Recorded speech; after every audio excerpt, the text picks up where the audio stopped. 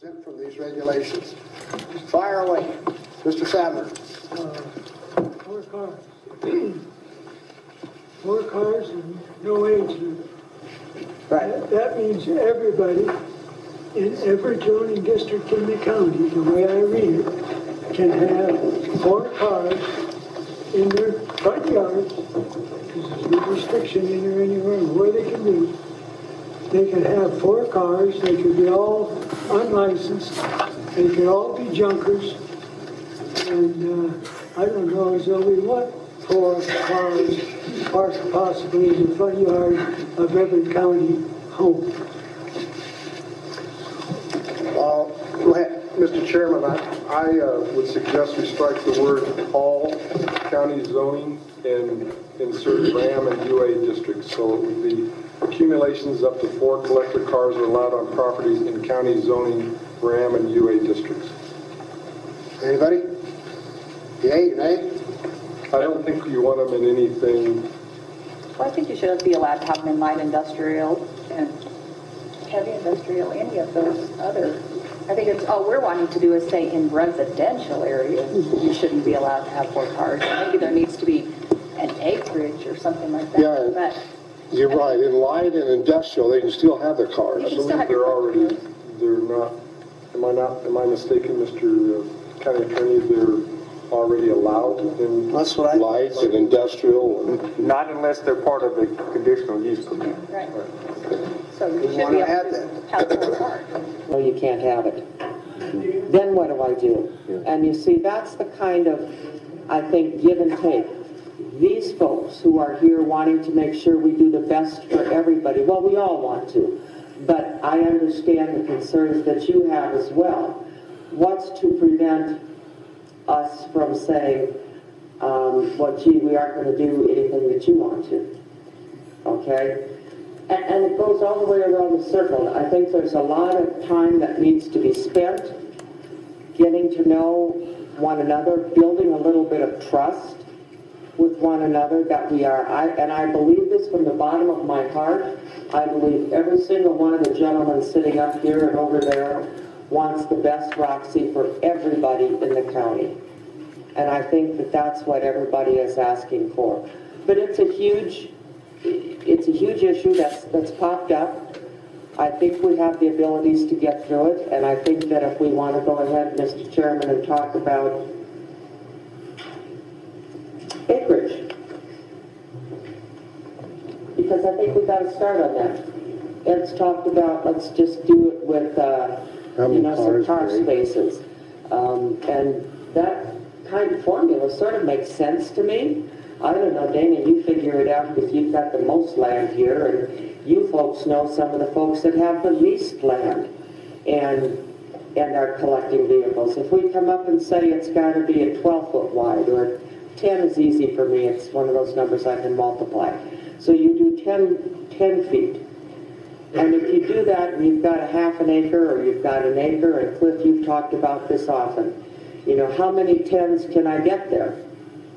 Does that have a bearing on how many vehicles I can have? Keeping in mind that you have to have the ability for the emergency vehicle to get through. So consequently, you can't just back them up nose to nose or nose to rear end. I'd like to know from Dana how many, you have around 400 cars or trucks.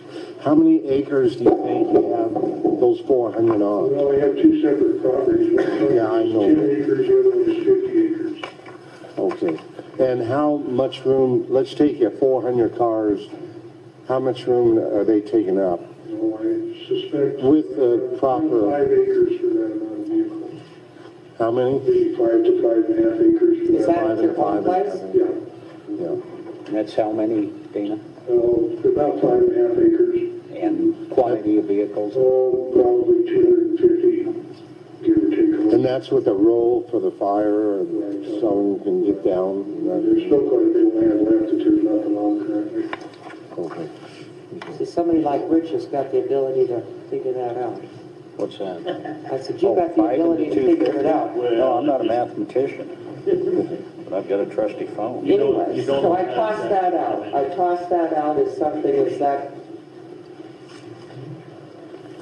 makes sense. That's 50 vehicles an acre. It's a lot of vehicles. A lot of screening. The screening issue would come up.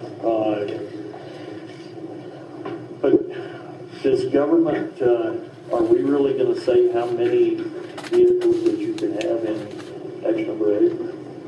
I mean, as long as you screen them and you have fire lanes in there, are we going to be restrictive on the number if they're all antiques? Really good thought. And Mr. Chairman, don't you think screening could be a hillside too? I mean, it could be just natural screening too. Snowmobiles, trailers that people use for storage. I know they're not collectibles to you or me, but Some other people they might be. come up to where this is a factor. So I think definitions is probably a place we need to go and then start defining. Okay, Would you like me to read it again? Okay. Vehicle means a device in, upon, or by which any person or property may be transported or drawn upon a highway. What that excludes are any devices that are moved by human power, used exclusively upon rails or tracks, implements of husbandry, machinery used in construction work that are not mainly used for the transportation of property over highways, and pedestrian vehicles while operated by a person who, by reason of a physical disability, is otherwise unable to move. I think it sounds good. I think it sounds good. Good starting A point. sleigh No could problem. be a vehicle. Gino, what? A sleigh could be a vehicle. Horse-drawn sleigh, reindeer sleigh could be a vehicle. A bicycle cannot, because that is human power. How about a motorized bicycle? A motorized bicycle. A motorcycle. It's not powered by a human, right? Right. It can be considered a vehicle. I think something that moves on its own power from an independent power source, other than by human action. So, okay, but a horse could be, a sleigh could be. Are we really concerned about sleighs? You know, we've got cheap hurdle wagons in people's front yards. Yeah. I don't think we need to talk about that. No. Not motorized. No. But still, How about rock crawlers that are never designed to be used on a highway? How about what? Rock crawlers. It's an off-roading vehicle designed for racing. It's industrial On a highway. equipment. It's a motorized vehicle. It's not required to be licensed. But it's in construction, used in construction. No, we're talking, Particular frame. Rock we're crawler. talking about rock crawlers. We're It's talking a about Jeep. recreational A Jeep. vehicles. Like Okay, Rock crawler. It's that kind of a rocker. That obviously is a vehicle. But it's a motor, it's got a But it's motor. not licensed. Got a motor. That's what we're here for, is try to work through there. I appreciate you've got problems in your neighborhood. I've got problems in mine, but that's, we're here to work on this automobile ordinance right now. These other things are issues that got to be taken up, at another time. I'm sorry, I brought it up. You want to call it or a reduction unit, and they're illegal, then that's what we should go around and say, why don't you guys go, just don't have permits? Unless they have a seller's permit, I don't know. So they know what's coming up. Mr. Chairman? Go ahead, Terry. I got a question that I have a comment. Okay, now, if somebody doesn't come in within 45 days, Wayne's going to be out there searching the whole county.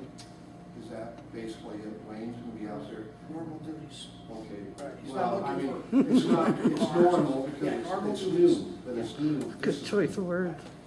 And then if Wayne doesn't find them, then a neighbor can call up and complain, and then we'll take the neighbors, and then we'll send Wayne because of the neighbor. So it's neighbor snitch on neighbor. Yep. I mean, it could be. I mean, I'm not saying it's going to